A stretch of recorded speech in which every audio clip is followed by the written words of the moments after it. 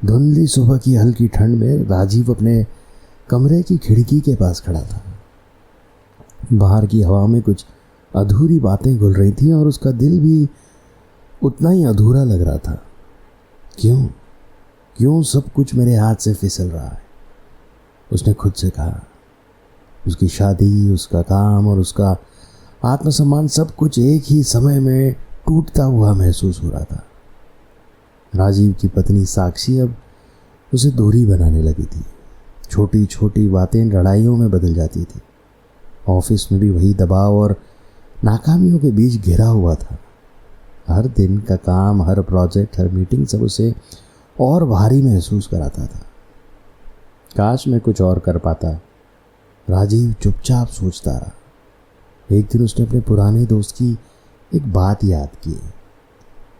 राजीव, कभी कभी जो चीज़ पकड़ने की कोशिश करते हैं वही हमें तोड़ देती है। कभी कभी कुछ चीज़ों को छोड़ना सीखो। उस लाइन ने उसके भीतर जैसे एक हलचल मचा दी थी। शुरुआत में राजीव को विश्वास ही नहीं हुआ।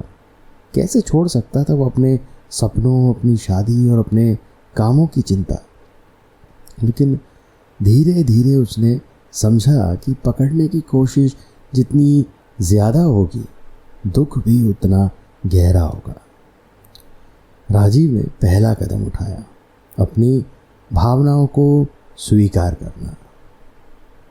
मैं थका हुआ हूँ, मैं दबा हुआ हूँ और मुझे लगता है कि मैं सब कुछ खो रहा हूँ, लेकिन अब छोड़ना ही शायद मेरा पहला कदम है।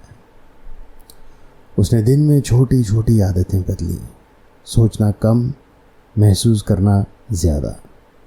धीरे धीरे उसने समझा कि किसी भी रिश्ते या परिस्थिति को नियंत्रित करना उसकी जिम्मेदारी नहीं है, बल्कि उसकी जिम्मेदारी है अपनी शांति। दिन बीतते गए और राजीव ने धीरे धीरे अपने भीतर की हलचल को महसूस करना शुरू किया। उसने समझा कि पकड़ने का अर्थ यह नहीं है कि सब कुछ सही रहेगा, बल्कि यह कि वो खुद को और ज़्यादा दुख में डाल रहा है। साक्षी, शायद मैं तुम्हें नहीं बदल सकता, लेकिन खुद को मैं बदल सकता हूँ, उसने अपने आप से कहा। राजीव ने छोटे छोटे कदम उठाए। सुबह उठकर उसने सिर्फ अपनी सांसों पर ध्यान देना शुरू किया। In out. हर सांस के साथ उसने एक बोझ को छोड़ने की कल्पना की। ऑफिस में जब कोई प्रोजेक्ट गड़बड़ हुआ, उसने अब गुस्से की बजाय समझदारी और धैर्य अपनाया।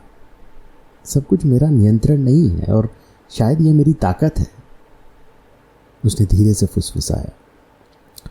घर पर साक्षी से बातचीत अब टकराव की जगह शांति में बदल गई। वह चुपचाप सुनता और जवाब में केवल अपने शब्दों में सच्चाई रखता।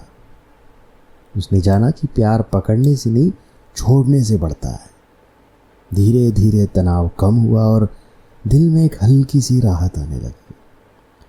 कुछ महीने बाद राजीव को एहसास हुआ कि उसने जो खोने का डर महसूस किया था, वो डर अब खत्म हो गया है। वह खुश था और शांत भी था। साक्षी भी एक बदलाव महसूस कर रही थी। उन्होंने धीरे धीरे फिर से दोस्ती और समझदारी की डोर जोड़ना शुरू किया। राजीव ने अपनी आंतरिक लड़ाई अब जीत ली थी।